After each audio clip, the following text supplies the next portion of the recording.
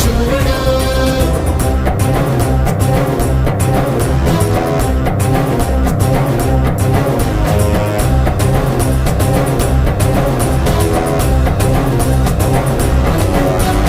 జంబులిపై ఇంద్రుడు, సంద్రముపై బడబాగ్ని, రావణుని మదమణిచిన కోదండ రాముడై.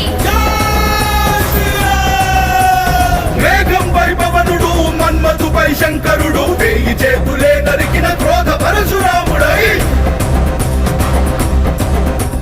వృక్షాలపై అగ్నిగణం, జింకలపై చిరుతగణం, ఏనుగుపై కొప్పించిన స్వయం మృగేంద్రుడై. చీకటిపై వెలుగులా, కంసునిపై కృష్ణునిలా,